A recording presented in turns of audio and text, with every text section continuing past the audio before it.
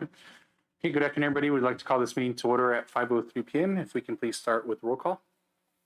Mr. Andrew Sandoval, Here. Miss Sarah Turner, Present. Miss Elva Ariano, Mr. Jacob Sandoval, Here. Mr. Neil Patel is not present. Okay, can we please stand for the Pledge of Allegiance? Ready? Begin. I pledge allegiance to the flag of the United States of America and to the republic for which it stands, one nation, under God, indivisible, with liberty and justice for all. Okay, we're moving on to 1.3, approval of board agenda. Mr. President, if we could amend the agenda, item 6.3, La Jolla Elementary School will not be presenting tonight. In lieu of that, we will have an anti-bullying presentation. Okay, can I please have a motion with the amendment, please? Motion to approve as amended. Okay, a second. Second. Okay, roll call. Mr. Andrew Sandoval, Yes. Miss Sarah Turner, Yes. Miss Elva Ariano, Yes. Mr. Jacob Sandoval, Yes. Mr. Neil Patel is not present. Motion passes 4-0. Okay, today on closed session, we have 2.1 conference with labor negotiators under Government Code Section 54957.6. We also have item 2.2, conference with legal counsel regarding potential litigation under Government Code 54956.9. Is there any public comments regarding closed session items? We have no public comment. Thank you. Can I get a motion to adjourn the closed session? Motion to adjourn to closed session. A second, please. Second. Okay, roll call. Mr. Andrew Sandoval, Yes. Miss Sarah Turner, Yes. Miss Elva Ariano, Yes. Mr. Jacob Sandoval, Aye. Mr. Neil Patel is not present. Motion passes 4-0. Okay, we'll see everybody afterwards.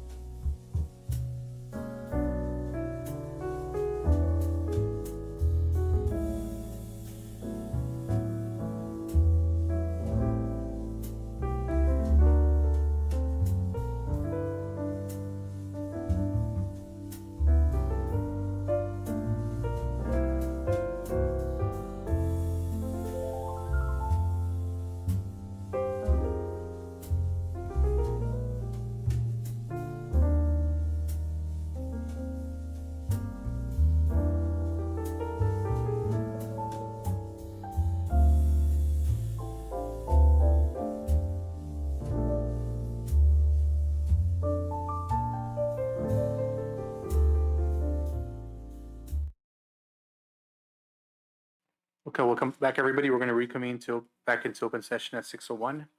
We didn't vote on anything, so there's nothing to report out to. We're going to move on to 5.1, approval of consent agenda for items 5.2 to 5.4. Can I get a motion to approve, please? I make a motion to approve. Second. consent. Second. Okay, roll call. Mr. Andrew Sandoval, Aye. Ms. Sarah Turner, Aye. Ms. Alva Ariano, Aye. Mr. Jacob Sandoval, Aye. Mr. Neil Patel is not present. Motion passes 4-0. Okay, thank you, everybody.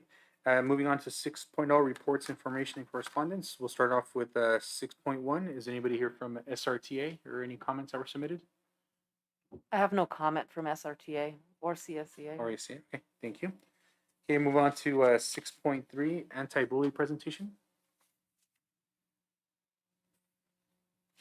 I'll give a little bit of background. So last Friday, I was able to be a judge at the New Republic's first ever anti-bullying chant competition. And so this is just a short compilation of those chants.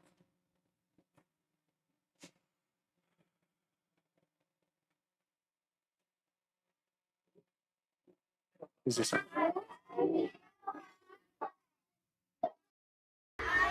School is to learn something new or to practice what I already know. I'm going to follow the rules and do my very best job, no matter what anyone says or does. I'm still lovable and capable, and Miss Hill thinks I'm wonderful.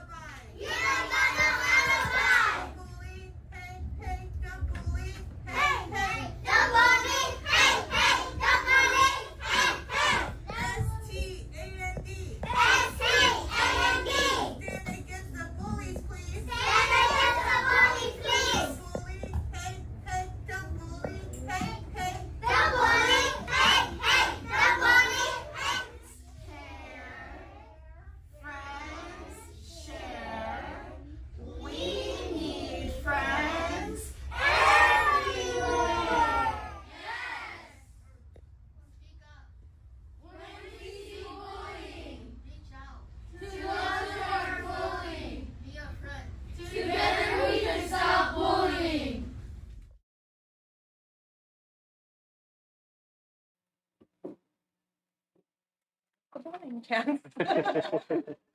They did a great job. It was so exciting to be there and see all of them. And the kids wrote their own chants, of course, with support of their teachers. So congratulations to the Republic.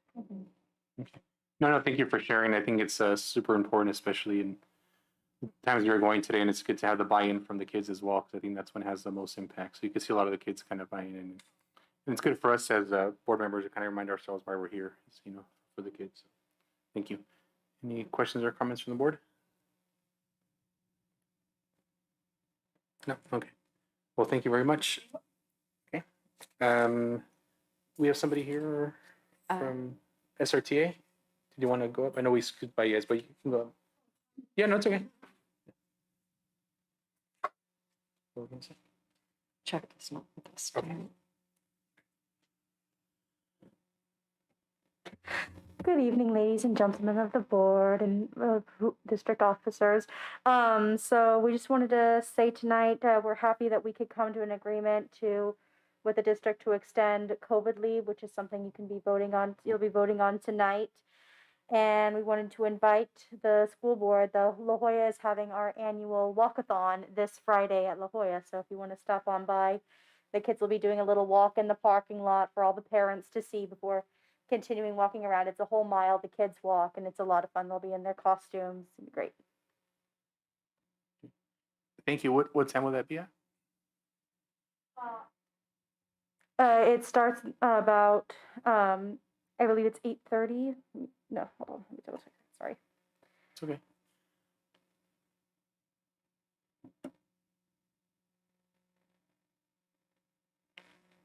It will go from. Sorry. Oh, you're okay.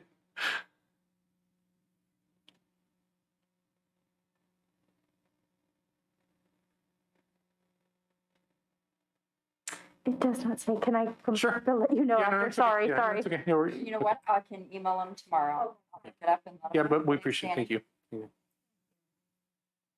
Okay, so moving on to 6.4, Superintendent's Cabinet. We're going to start off with Mr. Victor Sandoval. Well, good evening, everybody. Tonight it's kind of short. I just want to give you a quick update on what's going on with solar. So we're at the end of the repairs of what was contemplated earlier this year. We're looking at possibly doing some hard shutdowns and testing on Saturday the 6th and Saturday the 13th.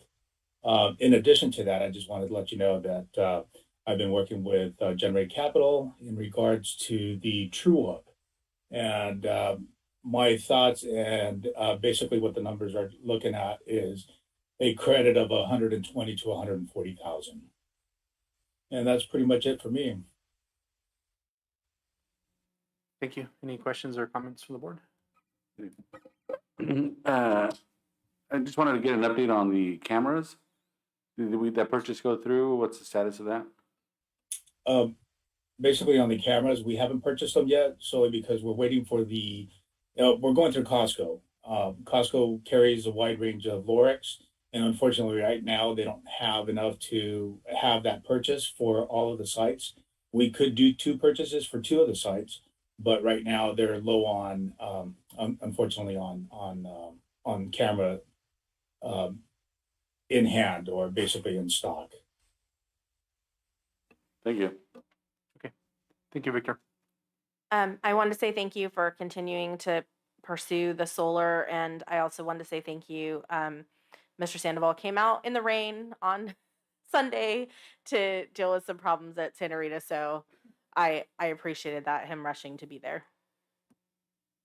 Thank you. Okay. Thank you, everybody. Thank you, Victor. Okay, moving on. Oh, bless you. Okay, so checks. Moving on to CBO, Ms. Rosa Zamudio. Good evening. During this time of the year, we're pretty much starting to work on budget development that, you might believe it or not, but October is almost the end of October. So we're going into November, and we're starting to look into budget development so we can have the next reporting, which is due in December, ready for board approval. So a lot of, just creating new accounts. We got new grants for special education through Monterey County Office of Education, making sure that we have the budget for those accounts and creating the new codes. So we've been really busy with that, as well as working with the Easter 3 funds and the ongoing project with the LCAP new chart of accounts. Last week, I worked with Becky on some salary projections that I know they're on the board, on some of the board items tonight. I'm also working on a lot of new compliance from, the county and the state, and it's just ongoing, just new reports, just more work for us. So as we get in more grants, it's just more compliance, more work, and it's been really challenging to keep track of everything, but we're on track. We're doing everything we can, and I can't wait to get the help that we need. I know that we have on the agenda a new position for a department that we've been needing for a long time. So looking forward for your approval. Thank you. Thank you, Rosa. Did the board have any questions or comments? Okay. Okay, thank you for your update.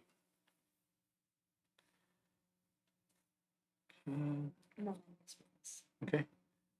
Move on to Director of Special Education, Miss Melanie Grundy. Perfect. Good evening, board members and superintendent. Special ed is just doing lots and lots of assessments, working on catching up, doing student observations and IEP meetings, and working on just overall compliance.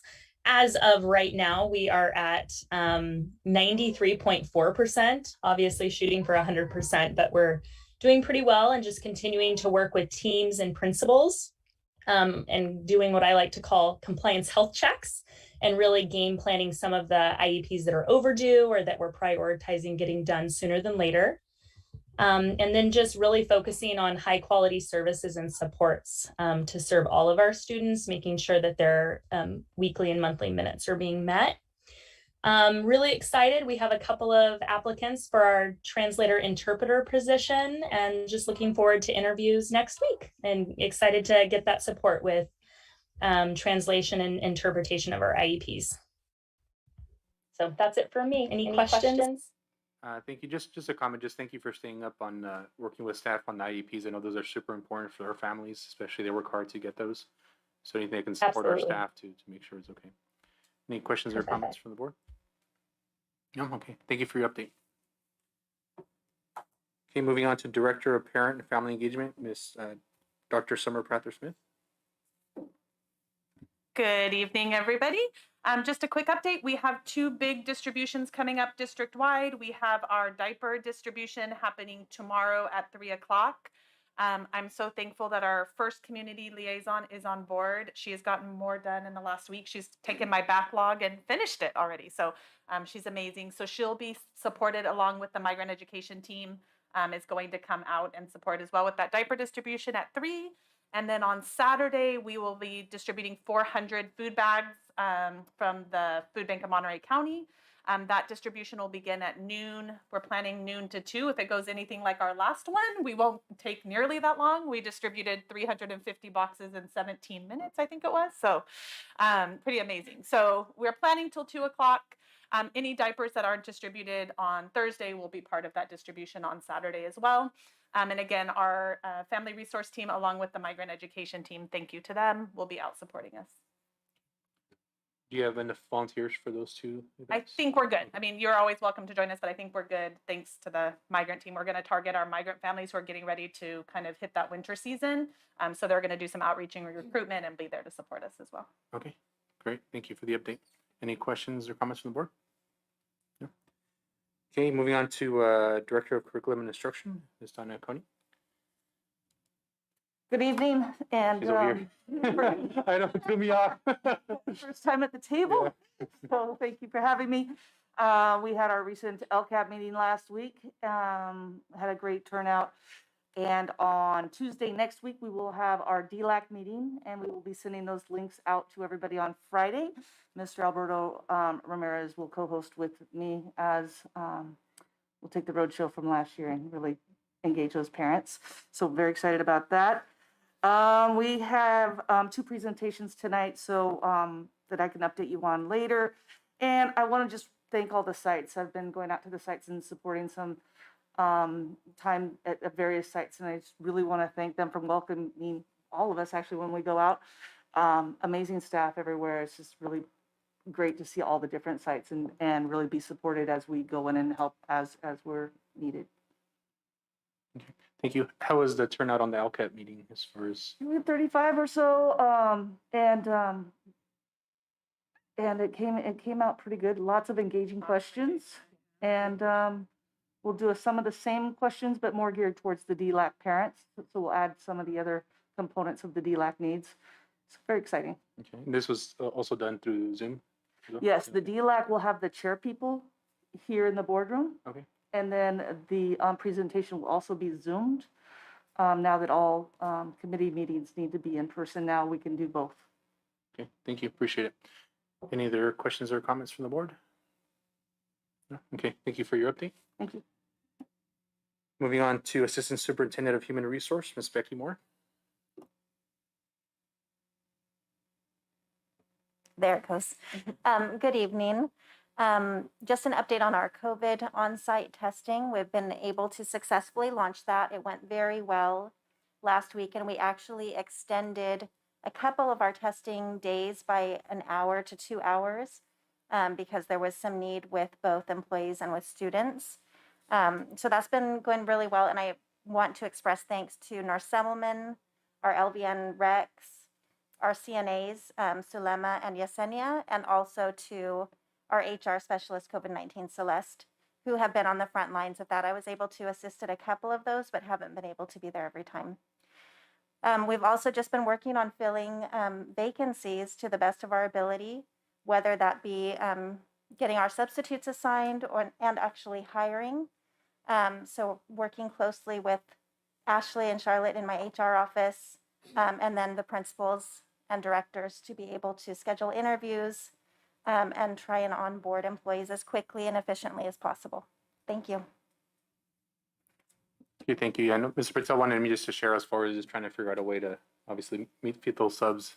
And he's been mentioning a lot of teachers have been reaching out as far as them being exhausted and kind of what's going on and stuff. So wanted for me to share those thoughts. Any other questions or comments from the board? No? Okay, thank you for your update. Moving on to the board and the superintendent, we'll start off with Mr. Andrew Sandoval. I had an opportunity to attend an event at our new Family Resource Center at Santa Rita, organized by Summer. It was a great event. It was techniques for self-care. It was a really great format. Got an opportunity to create a book, so it's going to be published. I'm going to be in a book, so you'll get to see some of my art skills or lack thereof, some of my stick figures. But it was really good. The parents really enjoyed it. I think, especially now during these times, there's a lot of students, a lot of parents have a lot of questions and concerns and looking for ideas on how to help support their kids. So I think it was a very, I think it was an awesome event. A lot of people got a lot of people got a lot out of it, and I look forward to more of those type of events. And I think that's all I have to report. Oh no, I don't. One more thing. I commend the sites. I know Gavilan View did I saw the Twin Day. I think it was awesome. On my way to school today, I saw a student pulling a giant trash can. And I was like, what is going on? But it was take anything but your backpack to school day. And I know some kids took shopping carts. I know some of the teachers participated, which I thought was hilarious. And anything from ice coolers to laundry baskets. So I know the kids really had a lot of fun with that. So congratulations to the kids who participated and good job to the staff on organizing that. Thank you. Ms. Sarah Turner? I just want to say thank you to all the Santa Rita staff that helped with the RIF distribution meetings on Monday and Tuesday. I know the RIF board was very appreciative, and I'm grateful to our district for housing Salinas Valley RIF here. And we're just, by doing that, we're getting thousands of books into the hands of our local kids. So I'm just incredibly grateful for the district for facilitating that. Okay, thank you. Ms. Valeriano? I have nothing to report. I haven't gone to any school sites, but I plan on it. But I do want to thank the directors um, that gave their presentations tonight, and also to the principals and the teachers out there who are in the trenches there trying to cope with, COVID. And but anyways, I appreciate everything that the district has done. Thank you. Thank you. For myself, my wife and I briefly volunteered for the food handout. And I say briefly because, yeah, we hustled while we were there, running back and forth, but it was good to be out there. I do plan to attend tomorrow's behavioral task force briefly as well. And that's all I have to report. Move on to Superintendent Ms. Haldeman. Thanks for mentioning tomorrow's behavior task force. Some of the recent staffing changes that have come out of that are adding assistant principals, at least for the next couple of years, at our elementary schools, and then pursuing the campus supervisor positions full-time for our 2 middle schools. That'll help with sort of some of that just general supervision and safety that we've got going on. Other than that, I have a longer presentation later, and so I'll just hold my thoughts till then. Okay, any questions or comments? No? Okay, moving on to public comments regarding non-agenda items. Yeah, we have Miss Margarita Cervantes.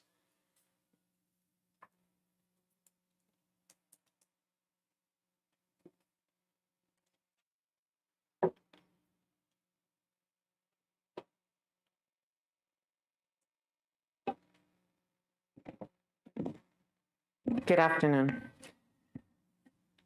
On October 15th, 2021, at 12:59, I received a telephone call from Gavilan Middle School. It was my son. He was crying and asked me to please pick him up. I asked what happened, and he repeated to me to just please pick him up. I left work on an emergency basis. At 1:05 p.m., I called Gavilan Middle School principal Alberto Ramirez on his work cell phone telephone number. I introduced myself as Gerardo's mom and told him Gerardo had called me crying, asking me to pick him up, but did not inform me of what had happened.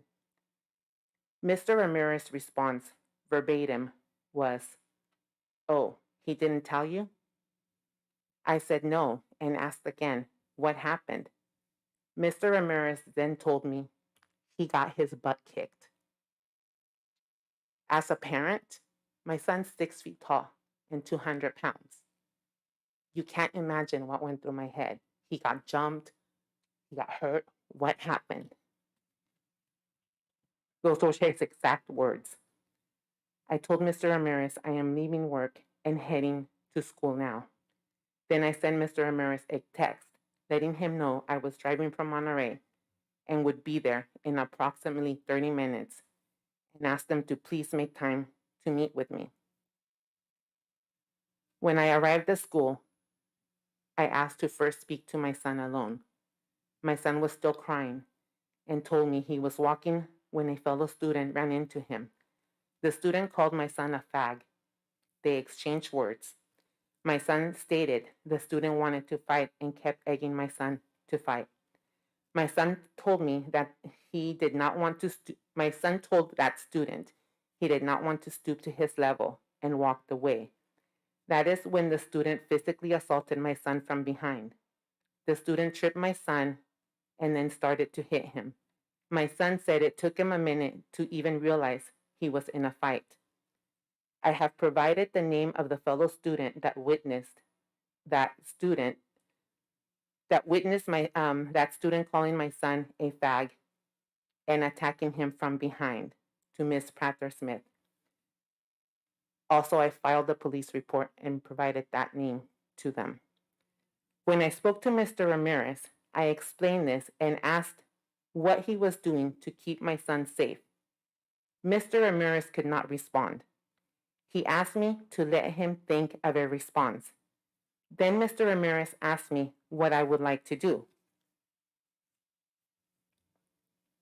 Mr. Ramirez then proceeded to text on his cellular. I told Mr. Ramirez since my son was physically assaulted at school by a fellow student while in school, I would like to file a police report. Mr. Ramirez told me he could not do that, but I could call the police myself. Per Mr. Ramirez, I proceeded to call the police and ask an officer to be dispatched to the school. When I got off the telephone with the Salinas Police Department, Mr. Ramirez told me that I had taken the matters into my own hands. He told me he had business to conduct and asked me to leave his office.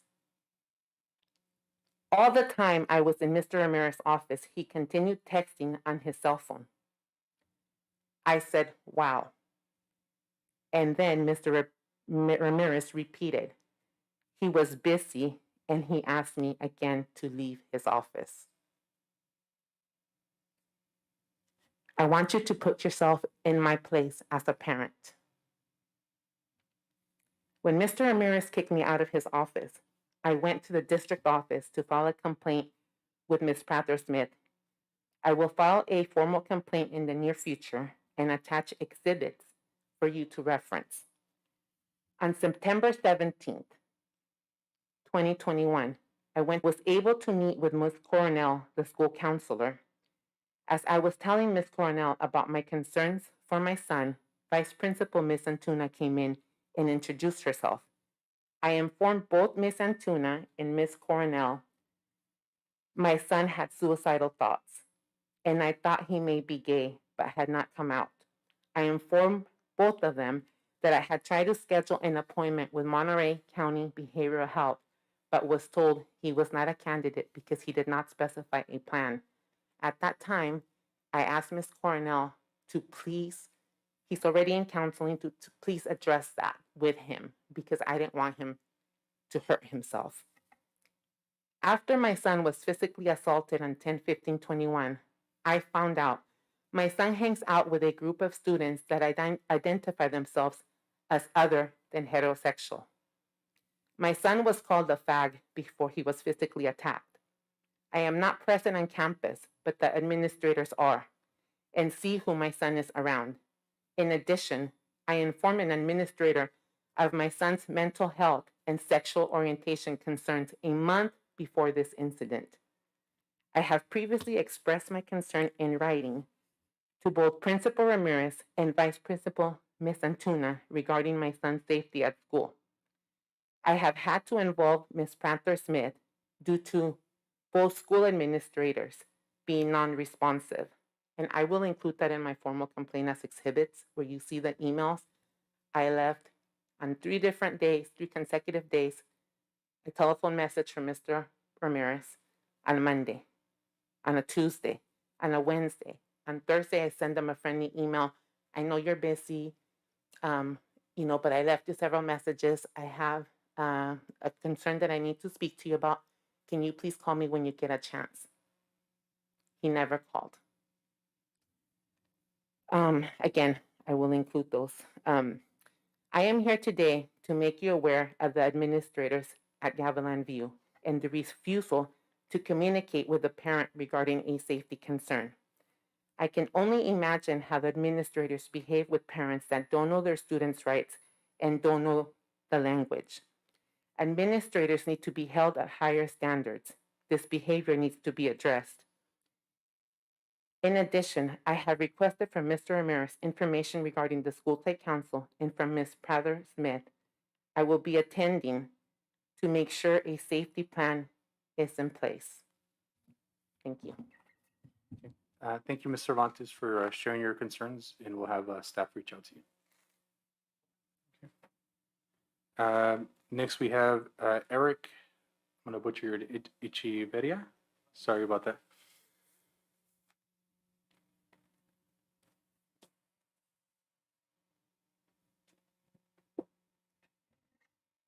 First, I'd like to say, ladies and gentlemen, thank you for allowing me to speak today. Forgive me if I get a little emotional here. Take your time, sir.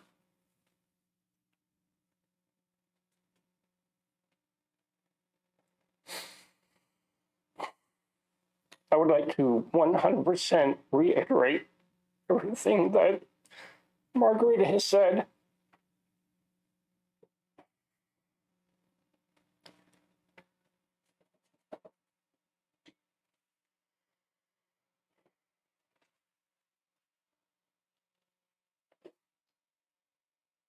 As parents, we are very concerned about our son's safety.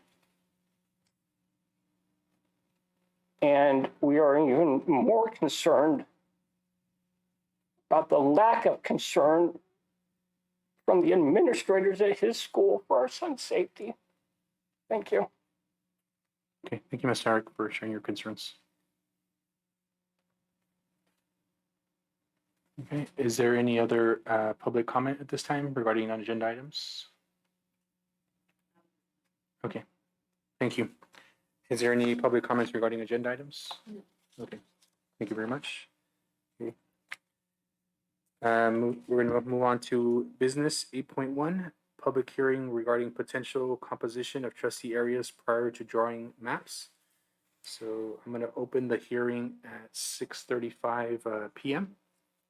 Thank you. And here with us, we have our legal representation who's going to take us through what will be known as our first pre-map hearing, which is something that the board commits to, while we are also working with our stakeholder community on making a recommendation for a map to you. There's a process. So we have a couple of pre-map meetings with the board, and she has a presentation for us.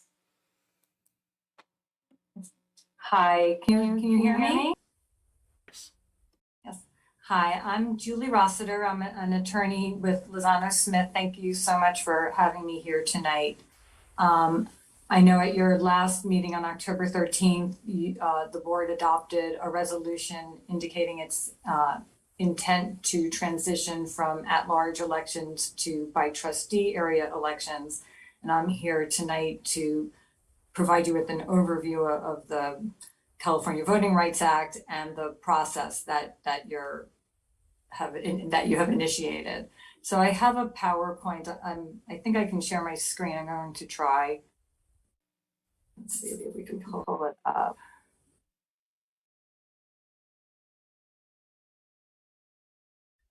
Can you see that?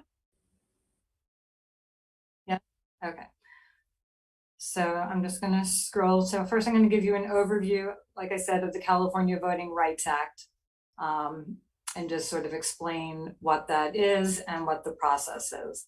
So under the California Voting Rights Act, it prohibits the use of at-large elections which I will discuss what that is and explain, that impair the ability of a protected class to elect candidates of its choice or to influence the outcome of an election. So the Voting Rights Act is really a way to avoid racially polarized voting and increase minority representation in local politics, basically.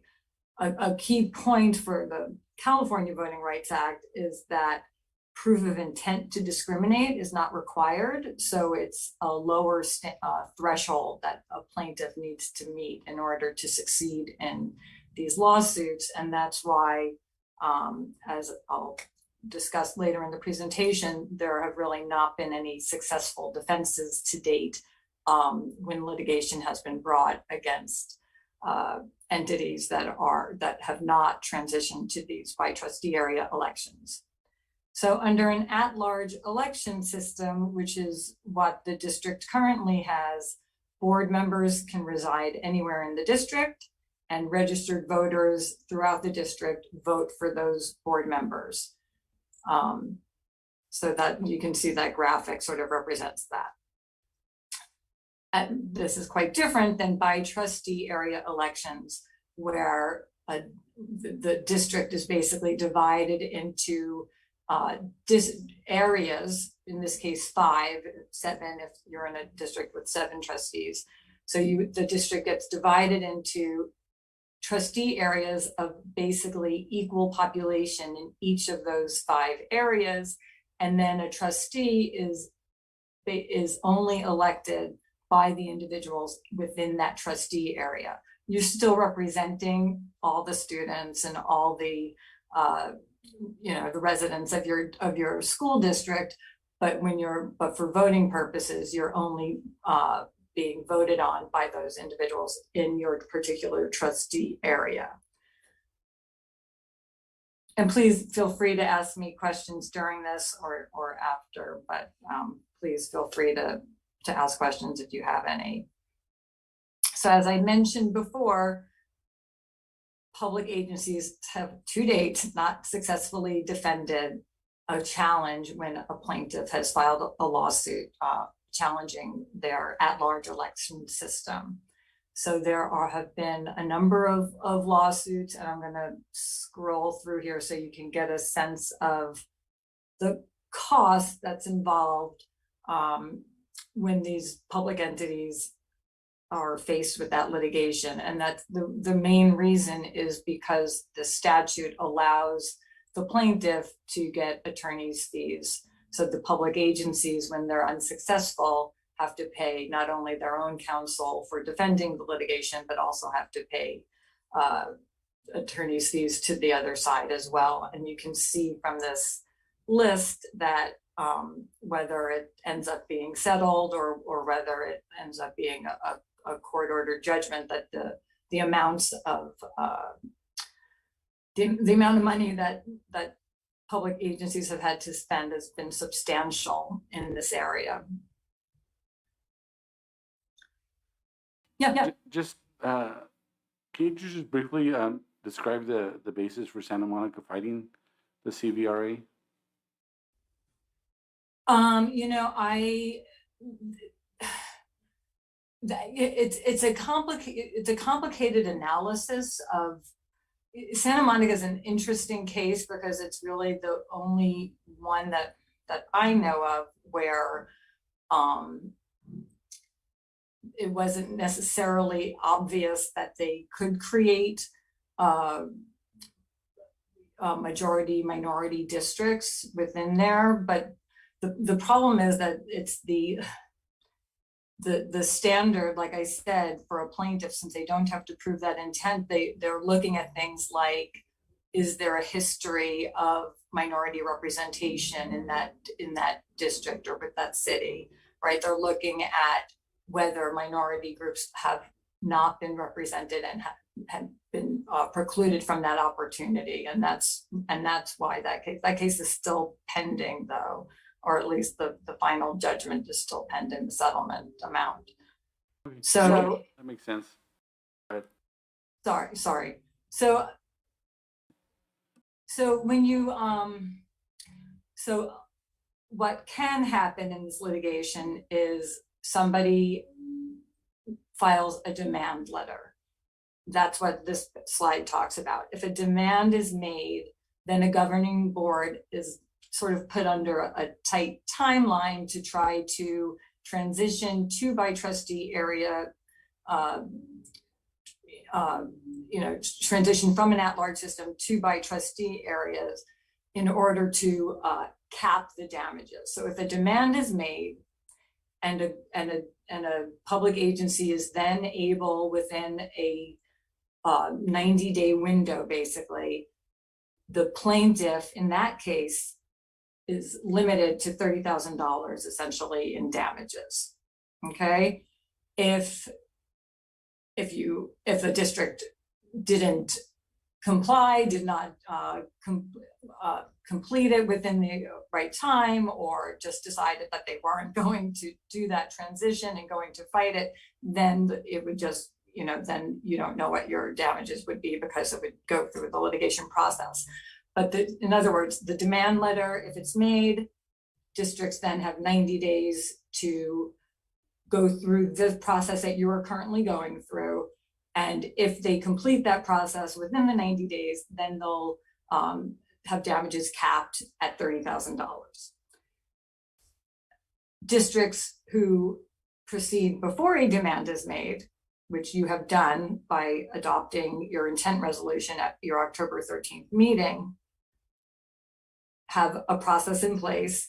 And so with no demand made, you're basically in this safe harbor, we call it right now. You're in a safe harbor period where no CVRA demand can be made and there will be no attorney's fees against you. So being proactive can be very useful in this process. So now, but for districts that are transitioning from at-large elections to by trustee area elections, there is like a very specified process that you have to go through, where you have to have a certain number of hearings throughout your process. So I just want to go briefly over and discuss that process with you so you can see the steps in your transition journey. So the first step is to adopt that intent resolution, which you did at your October 13th meeting, as you can see here. Now we're here tonight at the first pre-map hearing. You're required to have 2 pre-map hearings. This would be your first one. They have to be within 30 days of each other. So your second pre-map hearing, we have proposed, this is a schedule that is not set in stone, but is a way for you to see how your process could work. So if you have your October 27th as your first pre-map hearing, then you can have a second pre-map hearing on November 10th. That would allow you to receive public, input from the public and about what areas of interest they're concerned about, and communities of interest, and just concerns that they might have about where map lines should be drawn, things like that. Okay, so if you have your second pre-map hearing, here's a recommended but not required step. The board can adopt a resolution that, like a criteria resolution that lists out some of the criteria that the board considers important. Now you have an advisory committee, I believe, also working for you for this process. So that can also be a way for you to really get a lot of community input, which is really great and helpful for the process. Okay, so you have your 2 pre-map hearings. Then you have to have what we call 2 post-map hearings or map consideration hearings. And these are, you will be working with your demographer. A demographer will, based on the input that the demographer receives from the public pre-map hearings and from the advisory committee, the demographer then will create 2 to 3 maps for you, depending on how that pans out. Usually they do 2 or 3. And then you'll have 2 hearings to discuss those maps. You have a first hearing, and then if you have any adjustments, it comes back for a second hearing. And then if there are any further adjustments, those could be made before a final adoption of the map that you ultimately select. So for this process, we have laid out a proposed timeline where your first post-map hearing would be January 12th, and your second one would be January 26th. And that partly that is because these 2 meetings have to be within 45 days of each other. And since you only have 1 board meeting in December, this timing seems to work. Plus your advisory committee, I believe, will have some meetings that are scheduled in November and into December. So that would align really nicely with this schedule. You can Second, sorry. Sure. Do we have already everything from the census that we need to do this? Sorry, the demographers have the information and they're compiling that, which we don't share with you all about the maps yet. So we have to get through like some of the stages. So the demographers, it's my understanding, have the census data that they need to start sort of building the drafts. That's correct. The census data was quite delayed, but the demographers do have that information and are able to work with that information. And the maps, as you can see at the bottom there, will have to be publicly available, posted 7 days in advance of each of these hearings. And then the next step is the district's adoption of a map, which if this timeline is something that works, could be done at the February 9th, 2022 meeting. It is not the last step, because the actual the map adoption by the district still needs to go to the county committee on school district organization for approval. So the next step after that map adoption by the district is that it goes to the county committee, who I believe have meetings scheduled in February and March to approve your maps. Okay, so they vote to approve or deny. And that is sort of the last step. There used to be, well, I guess technically there still is, but effective January 1st, there used to be a process there where once you got the county committee to approve, you still had to either go to the voters for approval or seek a waiver from the State Board of Education of the election process. So that need to either seek approval or seek voter approval or a waiver, that has been changed. And so as you can see, there's a new Senate bill that that allows the county committee to approve the proposal without that extra step. So that's good, because that's a little bit easier to take care of. Okay, so that's the basic process. And it's just, if you have any questions, I'm happy to answer them. Thank you for the presentation. Right now I'm on the advisory commission for the redistricting for MCOE. So it's kind of good to kind of see that process, and our consultants do a good job of doing proposal maps, and then whoever is part of our advisory committee kind of talks through those maps and then tries to kind of figure out at different meetings. And I believe those meetings are also public meetings, correct?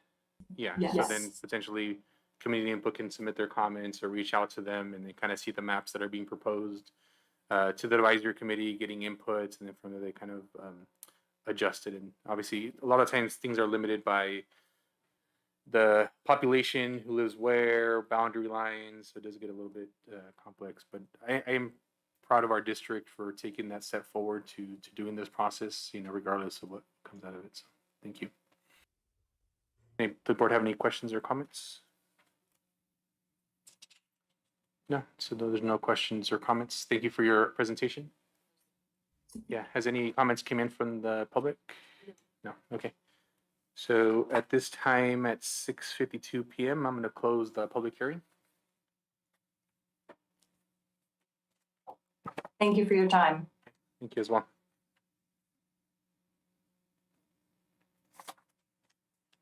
Okay, we're moving on to item 8.2, approve the renovation of Gavilan View Middle School kitchen. This is an item by Victor Sandoval. Well, good evening. Yeah. As you know, this is a project that's been long awaiting, and we're looking at getting approvals tonight. Just a little small overview of what this project is. It's the expansion and renovation of the existing snack bar at Gavilan View and creating a full service kitchen that will be able to serve at the capacity of 1,000 kids. So with that, I really kind of excited about this, and a brief description of the timeline is getting the contractor, and we've been talking to the contractor. He's quite excited on starting right away, and we're looking at a 6-month project. So we're probably looking at a completion date of late March and early April. Do you have any questions? Any questions or comments from the board? No? I'd just like to make a comment that I'm so excited about this because we've been talking about this for years, and I know the incredible amount of work that facilities has done to make this happen. So I'm really excited. Do you want to make a motion?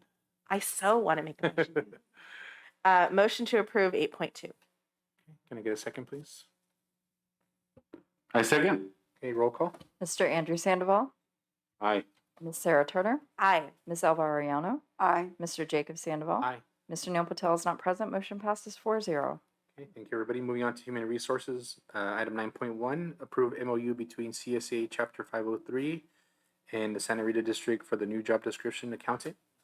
Thank you. The district has identified a need for an accountant.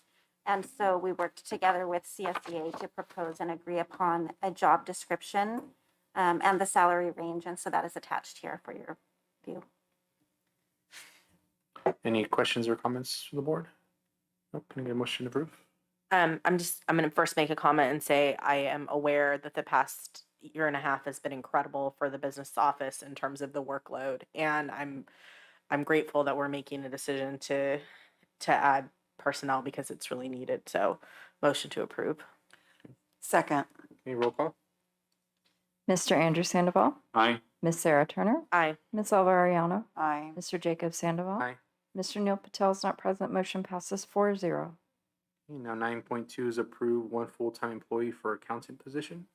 So following up from the job description, we are requesting one position, one FTE for accountant due to the increase in managing funds with various new funding sources related to COVID-19 and the general workload in the business office.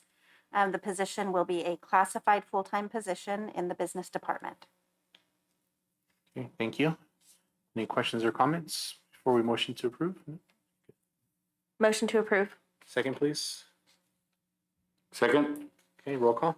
Mr. Andrew Sandoval, Aye. Miss Sarah Turner, Aye. Miss Elva Ariano, Aye. Mr. Jacob Sandoval. Aye. Mr. Neil Patel is not present. Motion passes 4-0. Okay, thank you. Moving on to item 9.3, approve MOU between SRTA and the district for extension of paid COVID leave. Thank you. SRTA did submit a demand to bargain upon the termination of the California supplemental paid COVID leave, September 30th. And so the district did meet with SRTA for negotiations and were able to come to an agreement of an extension of the unused balance of COVID leave for SRTA members. So they now can use any unused balance of that 10-day allotment through the end of the school year with this agreement in place. Okay, thank you, and I appreciate the relationship that the district has with our unions. Can I get a motion to approve? If there's no questions. Questions? I make a motion to approve. I second. Okay, roll call. Mr. Andrew Sandoval, Aye. Miss Sarah Turner, Aye. Miss Elva Ariano, Aye. Mr. Jacob Sandoval. Aye. Mr. Neil Patel is not present. Motion passes 4-0. Okay, 9.4, approve new classified confidential salary schedule effective July 1st, 2021. Thank you. With negotiations for the 21-22 school year now closed, with SRTA and with CSEA, it was time to look now at our unrepresented groups. And so we have made some recommendations based on a compensation study for our classified confidential unit, which includes some reclassifications, increasing the bilingual stipend. I'm sorry, not reclassifications on this one. It's a 4.5% increase to the previous salary schedule.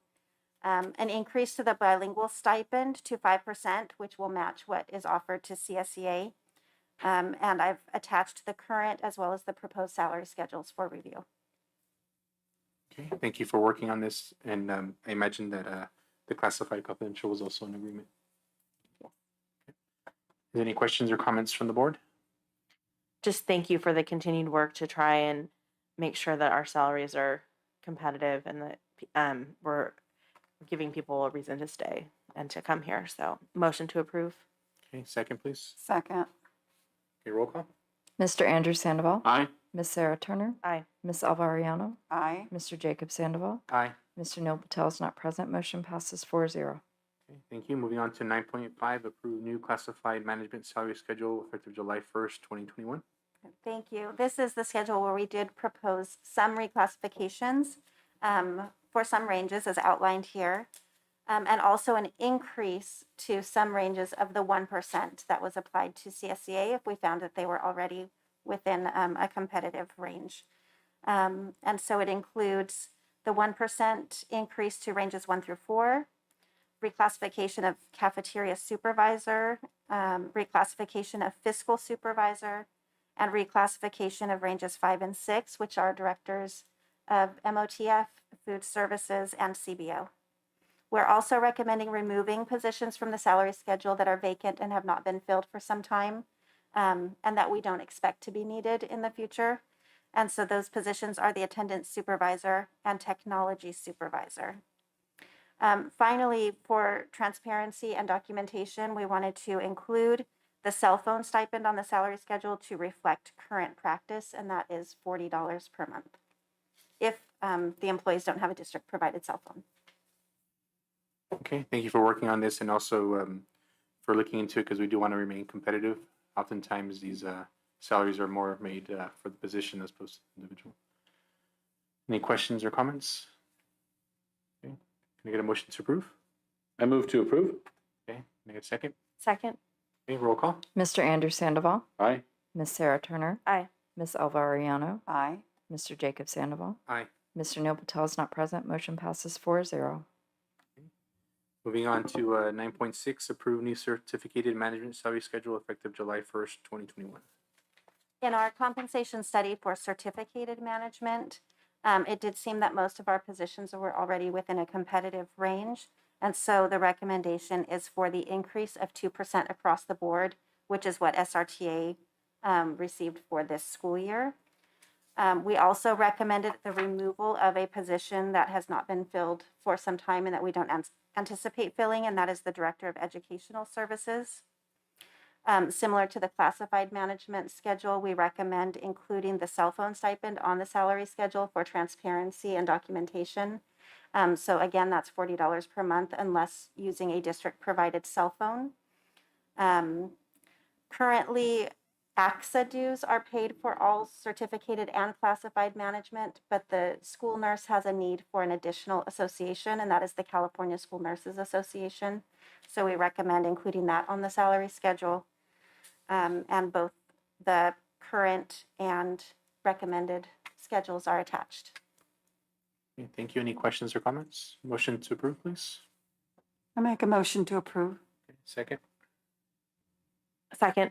Okay, roll call. Mr. Andrew Sandoval, Aye. Ms. Sarah Turner, Aye. Ms. Elva Ariano, Aye. Mr. Jacob Sandoval. Aye. Mr. Neil Patel is not present. Motion passes 4-0. Okay, and the last item for Becky, 9.7, approve one-time off schedule bonus of $1,500 for classified and certificated management for the 2020 to 2021 school year. Thank you. In the 2021 negotiations for both CSEA and SRTA, both units received $1,500 in off-schedule bonuses. And so in closing out all of our negotiations processes, our recommendation is to offer that to classified and certificated management as well. Okay, no, thank you for working. I do know that everybody, including management, worked extra hard within the last year. And the same way we appreciate our teachers and classified, we also very appreciate our management as well. Definitely. Can I get a motion to approve unless there's questions or comments? Motion to approve. Second, please. Second. Roll call. Mr. Andrew Sandoval, Aye. Ms. Sarah Turner, Aye. Ms. Elva Ariano, Aye. Mr. Jacob Sandoval. Aye. Mr. Neil Patel is not present. Motion passes 4-0. Thank you. Okay, moving on to item 10.1, approved contract for registered behavioral technician. Perfect. So it's exactly like it sounds. It's essentially a registered behavior technician or an RBT to provide direct service to one of our students that needs direct behavioral support and that one-on-one attention. Okay, can I get a motion to approve? Motion to approve. Second, please. Second. Okay, roll call. Mr. Andrew Sandoval, Aye. Ms. Sarah Turner, Aye. Ms. Elva Ariano, Aye. Mr. Jacob Sandoval. Aye. Mr. Neil Patel is absent. Motion passes 4-0. Okay, thank you. Moving on to family services, 11.1, information about Kid Power Services reports. So this is just a quick informational item. I just wanted to kind of loop back around from the contract that was approved by this board a few months ago. We finished out that contract. Our Kid Power team has been able to meet with all of our counselors and put an active plan in place at each of our school sites. You'll see the Kid Power posters behind you that have also been distributed to our school sites as well. And we're seeing those practices carrying out across our schools. Kid Power was also able to present to our teachers during our professional development And it's been available for ongoing consultation with both teachers and our counselors as needed. They also presented at our LCAP meeting to give information to families on how they can access the Kid Power tools at home. And again, really just working to build that bridge between home and school and the languages that we're using to keep our students safe. I've included in your packet a full report from Kid Power as well. We're hoping that we will renegotiate and kind of look at what we need and bring another contract forward to you to continue the work with Kid Power. Thank you. Thank you. What's been the reception from staff as far so far? It's been very good. They're asking for more, for sure. The teachers are really asking for more opportunities to train with Kid Power, so we're looking to bring those forward, as well as some other alternatives to support the Kid Power message within the classroom. Yeah, and I was reading through a lot of the stuff and also the report and stuff that they have along, and it's really amazing stuff. It's just amazing how sometimes it's good to kind of keep hearing that stuff. Absolutely. Even a lot of times people think it's common sense, but unless you kind of keep saying it and doing it, so I appreciate that. Yeah. Does the board have any questions or comments for someone? No? Okay. Thank you for the information. Okay, moving on to 12.1, information of California dashboard local indicators.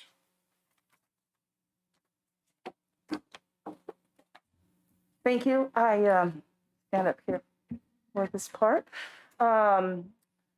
Annually, the board gets a report from the CDE SRUSD dashboard, and the update, typically that update goes with the LCAP. And as the dashboard has paused itself, shall I say, some of that history will show you here. So in the LCAP, in the dashboard, 2018 was the last year it was fully completed across the state. The 1920 school year, as we all know, had that springtime where it paused all state assessments.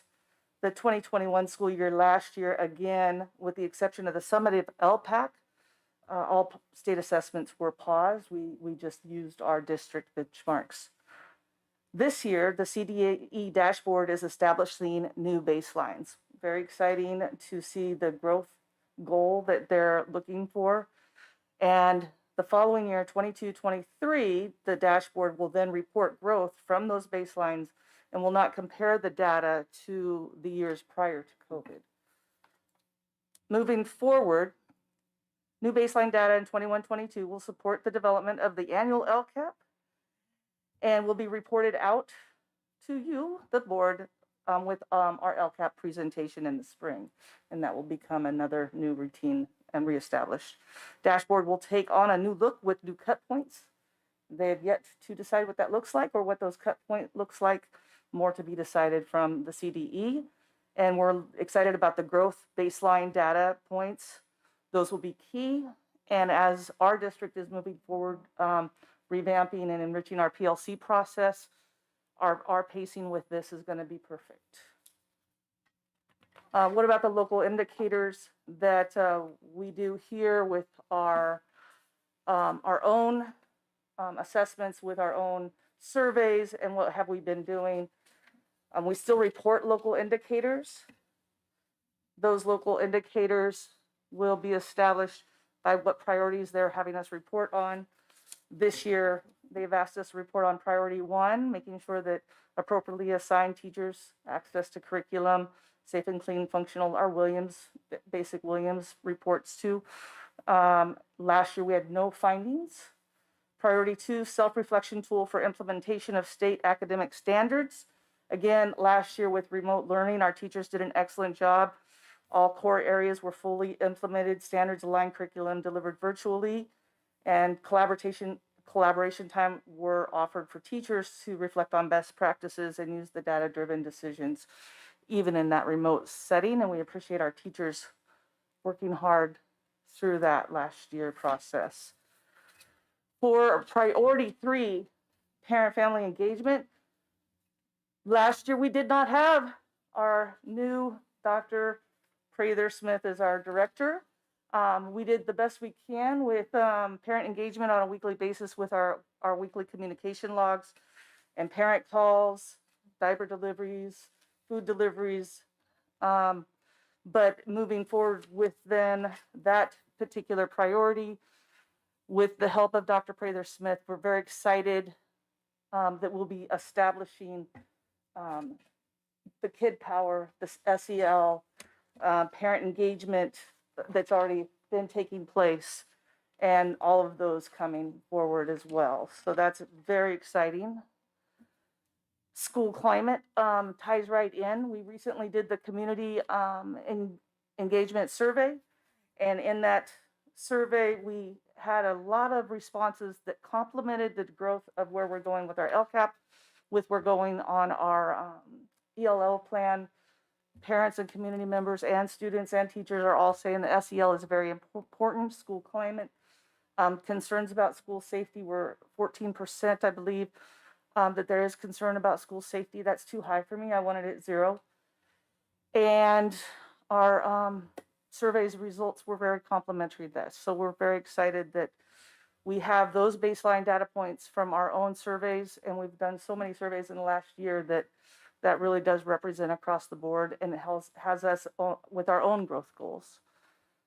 And as we have access to a broad course of study, last year it was very complimentary seeing New Republic and Santa Rita Elementary and the middle schools still engaging in those enriching opportunities, providing music, art, and other activities virtually.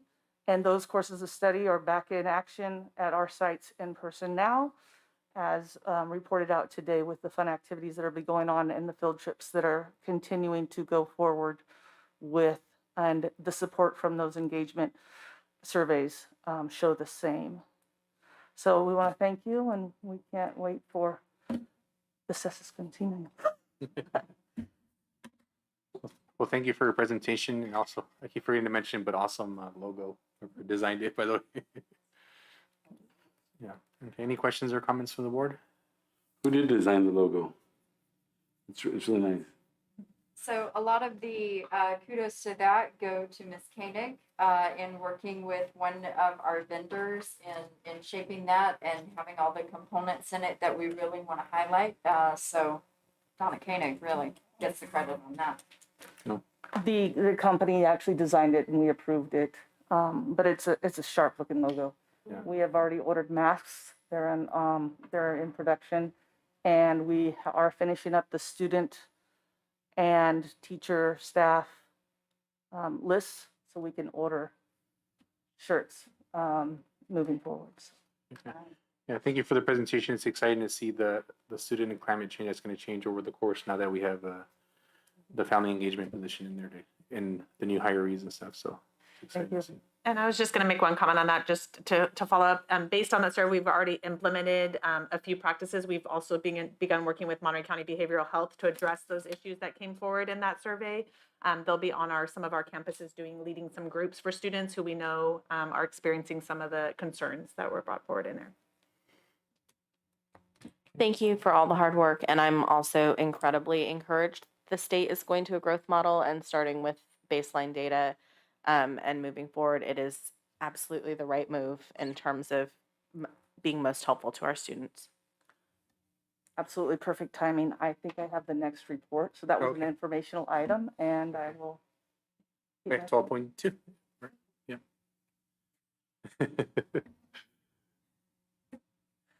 And the drum roll is for the ESSER 3 plan that we've been working on, and actually planning that budget and moving things around to present to you tonight.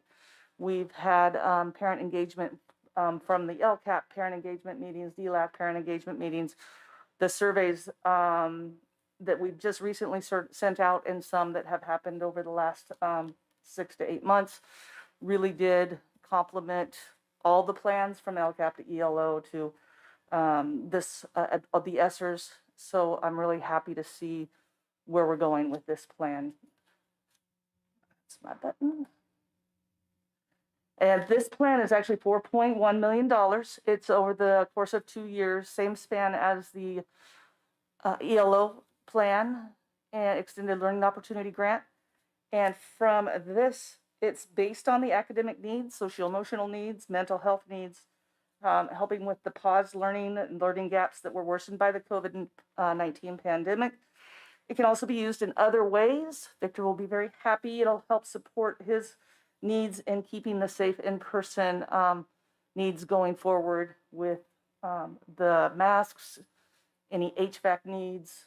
Hopefully we can get those handless water bottles, touchless water stations, it's things of that nature. So the plan has three components. 20% is lost instructional time that is required by the state. We have that actually a different resource code for that. Strategies for in-person learning and the use of the remaining funds.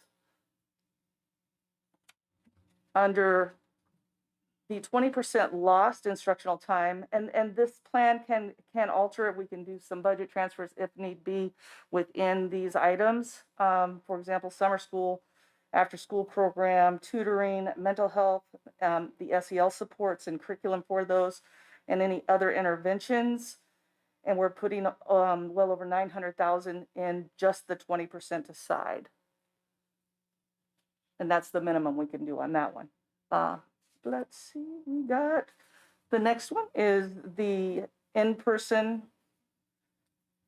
2.4 million is a approximate where we're putting that money. That would be our virtual learning program, a PPE safe schools and training needs for facilities, staffs, and students, COVID-19 logistical support, and any agency collaboration. For example, if tribal agencies wanted to work with us, and LULAC wanted to work with, we have ideas, we can maneuver.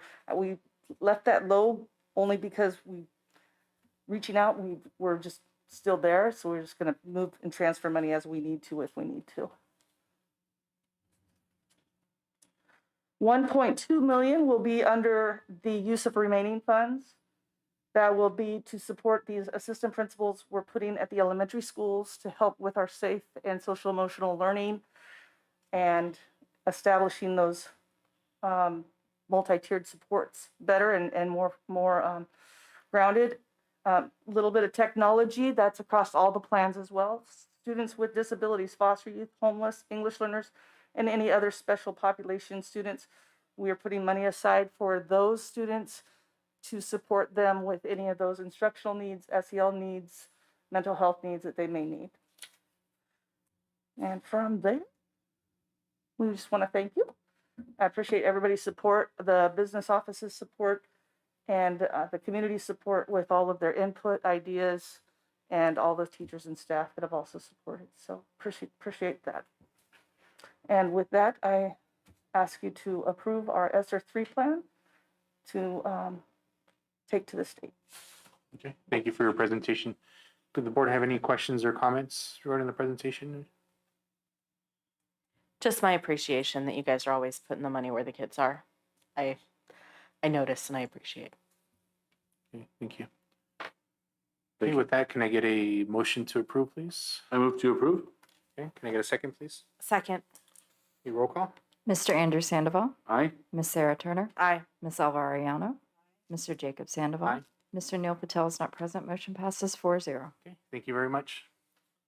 Okay, moving on to 13.1, Information State of the District Report, Quarter 2. That's me, and I'm going to do this from here because I don't want to run the risk of tripping over myself trying to get out. So, all right, it's Quarter 2 already. I realize I'm like, wow, I feel like I just gave the Quarter 1 report, the inaugural one. So here we are. And again, where we all learn and grow. So the purpose of this presentation, I always like to point that out, and I'll start posting these on our website and our Facebook so people can see what we're doing. To update our community on Quarter 2 progress, things like health and safety, facilities, instruction, extracurricular engagement, socio-emotional behavior, and then an opportunity for questions and follow-up. This is our mission and our vision statement here, and just always want to put that at the forefront of everything that we do as a district. We're working also on getting a nice printout of these so that we can hang them up in some central locations. Amy Lopez is working on that for us. Monterey County COVID data, I wanted to include this. We had it in our Quarter 1 report, and so just where we are with Quarter 2. And the data that I was able to pull was from October 24th, which had 0 cases, and then the 7-day average of 31. So we seem to be on the decline. Current health guidelines, we are still following the California Department of Public Health guidelines. CDPH just didn't pass something new, but really re-emphasized wearing of masks required indoors for all students and staff except when eating or drinking. And the new thing is, per order of the CDPH in the state of California, all employees in the district are required to show proof of vaccination or weekly diagnostic testing for COVID-19. And in order to assist our employees and particularly offer a chance for students who may be showing symptoms or have concerns, we are offering 3 per week in-district COVID testing opportunities for SRUSD students and staff right now. Ms. Moore mentioned it earlier that we've kind of expanded the time a little bit. We are in week 2 of this, and so week 1 kind of told us a little more information of how we need to adjust and things like that. And Dr. Prather-Smith is generous enough to let us use her family resource centers as our base of operations for when we do the COVID testing administration. And Nurse Summelman and her staff, as well as our new HR specialist, Celeste, are doing just a great job at keeping track of all of this. There's all kinds of documentation that goes with it. And so they're just really on top of this. All right, I also want to just talk a little bit, let the community know our SRUSD Behavior Task Force, we're including representatives from all of our school sites. We've had a couple of board members participate as well. We will branch out and welcome some parents to join us soon. And really what we're focusing on is building a system of restorative practices and discipline supports. And in doing that, there's a lot of review of our current district policies and procedures with a focus on equity. So as we look through those things and we kind of calibrate our practices, look at where there may be holes in our procedures and basically our student-centered philosophy in being proactive and providing some discipline early supports and intervention for behaviors that could escalate into a discipline issue. I'll just give you an update on that. So family and parent programs, thanks to Dr. Prather-Smith and her connections, our morning ESL class at the Santa Rita FRC, steady attendance of around 15 to 18 adult learners each day. And Santa Rita, Gavilan View, La Jolla Elementary have a total of 60 students participating in Folklorico. We just saw some Gavilan View students yesterday who were like, "Why are you guys looking at us?" So the SRUSD parents also have had an opportunity to participate in a variety of workshops, so including the anti-bullying, mindfulness, and self-care for parents. And our Kid Power posters, which you have some there as examples, have been provided and posted at each of our school sites. And so as we move forward with some of those positive support structures in place, and this really complements our character counts that we've been using for a while now, just to really strengthen that foundation and keep our kids growing in a positive trajectory. Due to the great work of our school front office staff and our new community liaison, Blanca Valverde, we're so grateful to have her, we have increased the number of students identified under the McKinney-Vento Act from 32 in the 2021 school year to over 250 as of today. So that's pretty profound. And to support our McKinney-Vento families, the FRCs have already distributed food and diapers to over 500 families. And as you know, with our upcoming things in the coming days, that number is just going to continue to increase. It's just what we do here. So also want to say thank you on behalf of Dr. Prather-Smith and the entire district to Christina Smiles Foundation. They've already awarded us $4,000 for the 2021 calendar year to support students with dental care and prevention needs. And we've also already applied for $21,000 and anticipate receiving grant approval for that in November. Want to talk about a little bit of our teacher staff activities. I know Ms. Koenig has expressed, how great our PD day was that we had. And in connection with that, we're launching a new catalog of PD sessions with descriptions that will allow teachers and staff to choose the PD content that is most personally applicable to them. And so really being able to dig in, look at when it is, where it is, and what it's about, and being able to apply that to their own needs. Ms. Koenig is also working with Curriculum Council to focus on strengthening the PLC process this year. So she's got the Curriculum Council representatives as well as the academic coaches from the sites working with site administrators and the PLC teams to really just dig in and continue to grow our PLCs.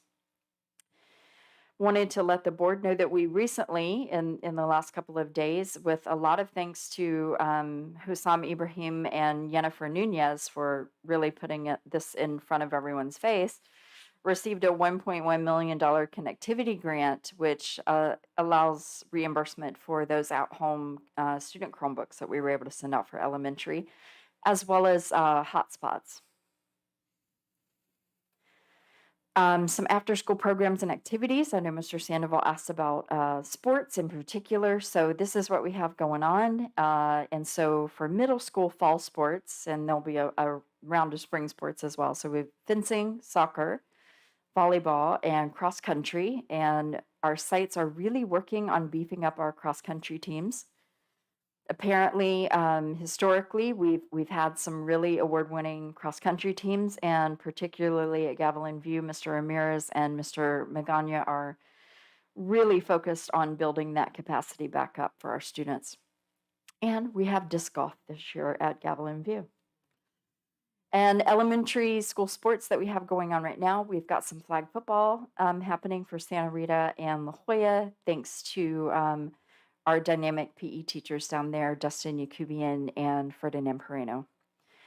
And we have more in development for the spring. Our Gavilan View Athletic Director, Jake Flores, is working with Ms. Koenig to put together some sporting events, get back in the cycle of offering some competitive sports for 4th and 5th grade across the district. That first year that we did it, we were able to have volleyball season and only a portion of our basketball season very successfully with those tournaments for our 4th and 5th graders across the district. And so we never got around to having our track and field events in the spring. And so I think he's going to gear that back up. So stay tuned. Staffing needs. Just want to reiterate what we're looking for. So we've got some vacancies, certificated and classified. Yes, this is a commercial for people who might be interested in working for Santa Rita Union School District. And so we currently have some vacancies posted looking for our 4 elementary vice principal positions, alternative to suspension teacher, elementary music teacher, 2 special education teachers. And then classified, we're looking still for administrative assistant, bus drivers, and custodians, food service lead, instructional paraprofessionals for the special education department and preschool. We're looking for a district translator or interpreter, short-term van driver, regular van driver, and 2 yard duty supervisors. And then we'll be opening up hopefully soon our campus monitor positions as well. And we offer competitive wages. And we offer competitive wages. And a great work environment. And an amazing district culture to work in. All right, so just on the horizon, things that we're looking forward to. We've got some elementary first trimester report cards going home in November. I see Ms. Crouch nodding her head. They're working on those now. So we've got our second iReady benchmark assessments for reading and math. Those will come out, be administered in early December. So we'll share that data with you when it's available. We're looking to mail out mid-year flyers with district and site updates and information to our full district community, really working with the USPS.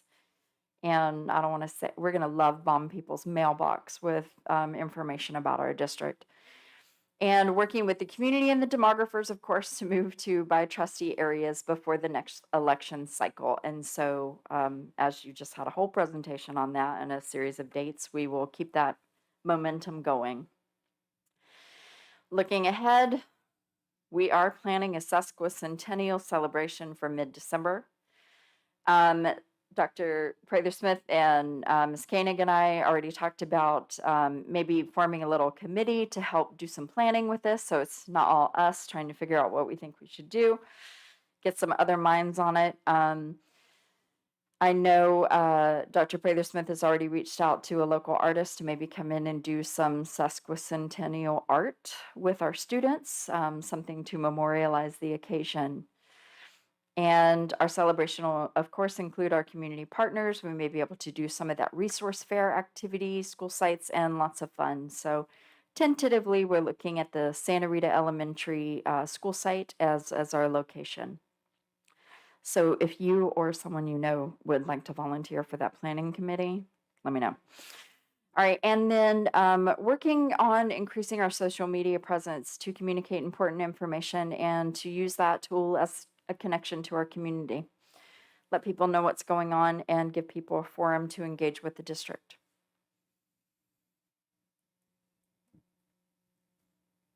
And that's it. That's it. Okay, no. I thought I had a question slide, but I'm probably left that off. So, questions, comments? No, thank you, Ms. Alderman, for the presentation. I think personally, at least for me, I feel that we're going in the right direction with your leadership and your team and the rest of the staff and teachers out there. I know there's always obviously room for improvement and growth, but I do feel that we are going in the right direction. I do appreciate a lot of the social media posts. It kind of lets the community know and everybody kind of know what's going on out there. There's that expression that goes, if a tree falls in the woods and nobody's there, does it make a sound? So I think there's a lot of great things happening at Santa Rita District, and it's good to let everybody know that's what's going on out there. Questions or comments from the board? I really appreciate the quarterly reports, and even if I know, just still having it in that form is really, really appreciated. And this has been a really hard time in education, and I appreciate the incredible work being done by the district. I also appreciate the teachers, the parents, the community members, people who keep coming forward and bringing their needs forward, because obviously we can't meet needs that we don't know about. So just the people continuing to be engaged, I really appreciate. Wow, that's a lot of great stuff happening. So, yeah, Superintendent Alderman, I also echo that. Under your leadership, I see our district moving in a great direction. Sometimes I think that there's some kind of a mind reading going on here, because sometimes when I plan to have a discussion about something, then there's a post that happens, and then if I have an idea about something, then it's already happening. So I think it's great. I think one of the things I saw Ms. Koenig's eyes glistening was the identification of our McKinney-Vento students. I know that there's a big need, so that's something that brings me a lot of joy and pride that we're taking those steps to make sure that those students' needs are being met and their families, and just the overall family approach to include families, you know, whether it's educating them or teaching them how to participate or how to support themselves and their children. I think I'm really excited. So to all the teachers, staff everywhere, to our directors and Ms. Alderman, you guys are doing a fantastic job. And one of the biggest things that I'm excited about is all the communication. So keep it up. I do miss phone calls, recorded messages from Ms. Koenig, that exciting voice. But I think Dr. Prather-Smith is doing a fantastic job. Thank you. I'm really impressed with everything that's coming up in the upcoming year and all our goals. And I'm really excited about the Ballet Folklorico. I'm just, 60 people have already, kids, and that's within 3 sites. So who's teaching that? The Alsel Center for the Fine Arts. Okay. Fantastic. Well, everything that was presented has been so exciting. So thank you to all of you and anybody that has helped with coordinating all of this. It's fantastic. I can hardly wait to see. I do want to visit some sites, and I'm going to make sure that I see some of those, like the Ballet Folklorico, because it's been a long time that we really wanted it, but it was not possible at the time.